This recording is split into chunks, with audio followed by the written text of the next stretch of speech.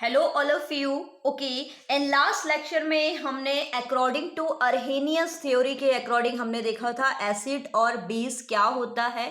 तो इसको रिपीट करते हैं कि अर्हेनियस थ्योरी के अकॉर्डिंग एसिड क्या होंगे जो एक्वा सॉल्यूशन पे H+ आयन आपको गेन करवाएं, और बेस क्या होंगे जो क्या है एक्वा सॉल्यूशन पे OH- आयंस दे। ठीक है ना। तो सिर्फ आयंस पे बात की है अर्हेनियस ने।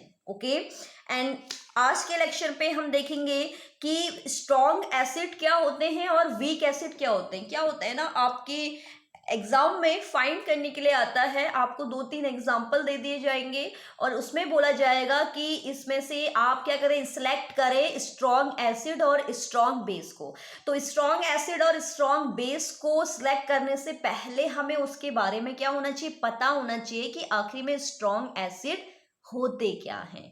ओके, तो देखते हैं स्ट्रॉन्ग एसिड क्या हैं। These are the acids in which are almost completely dissolving in moderately concentrate solution and produce high concentration of H+ or H3O+ ions in aqua solution।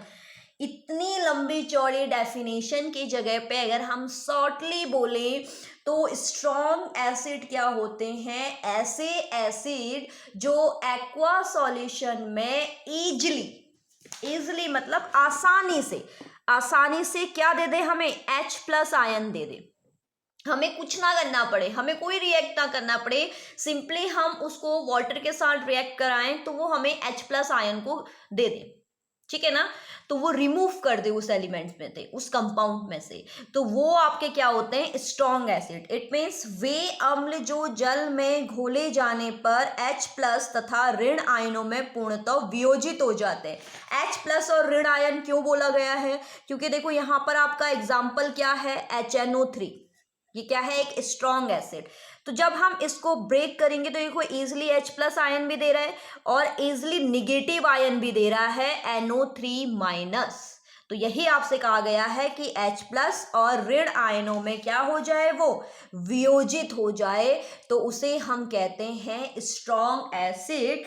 Like example क्या है आपके, hydrochloric acid it means HCl, HNO3 nitric acid and H2SO4 sulphuric acid. Okay, इसी के साथ आपका क्या है, weak acid. तो वीक एसिड क्या होता है आपका, जब हमारा ये क्या है कि जो इजिली आपके H+ आयन को रिमूव कर रहे हैं वो स्ट्रॉन्ग एसिड है।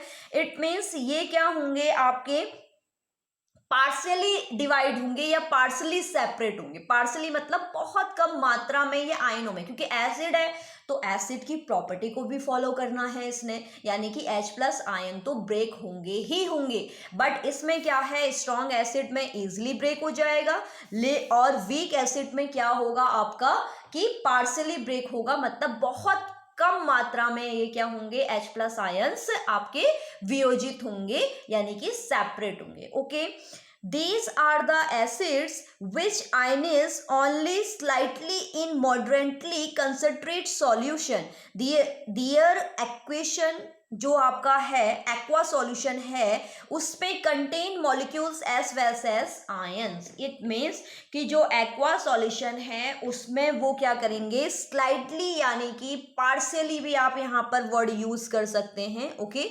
पार्शियली आपके क्या होंगे, आयंस में सेपरेट होंगे। ओके, इट मीन्स वे अम्ल जो जल में घोले जाने पर H+ तथा ऋण आयनों में आंशिक रूप से क्या हो जाते हैं, वियोजित होते हैं। इट मीन्स ये पार्शियली सेपरेट होंगे जबकि ये क्या है, कंप्लीटली सेपरेट होंगे। क्लियर हो गया। तो इसमें देखो कौन कौन से होते हैं वीक एसिड आपके, CH3COOH एसिडिक एसिड यानी कि आपका क्या है, जिसे आप एथेनोइक अम्ल भी बोलते हैं।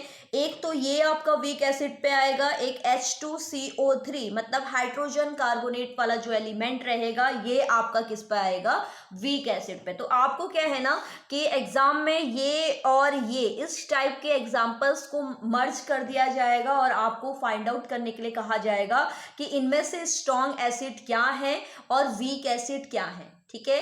तो अगर हम इसको समराइज फॉर्म में देखें तो समराइज फॉर्म में हम सिंपली इतना कह सकते हैं कि स्ट्रॉन्ग एसिड ऐसे एसिड होते हैं जो इजिली H प्लस आयन को में क्या हो जाए, सेपरेट हो जाए, या आपके आराम से पूर्णतः H प्लस आयन में वियोजित हो जाते हैं, उन्हें हम स्ट्रॉन्ग एसिड कहते हैं। और जो स्लाइटली या पार्शियली आपके वियोजित होते हैं उन्हें हम बोलते हैं क्या, weak acid. Okay, I hope आपको ये दोनों टॉपिक समझ में आ गए होंगे। एंड नेक्स्ट लेक्चर में हम इसी का लेंगे बेस। ओके, यानी कि स्ट्रॉन्ग बेस क्या होते हैं और वीक बेस क्या होते हैं। ओके, तब तक के लिए बाय बाय।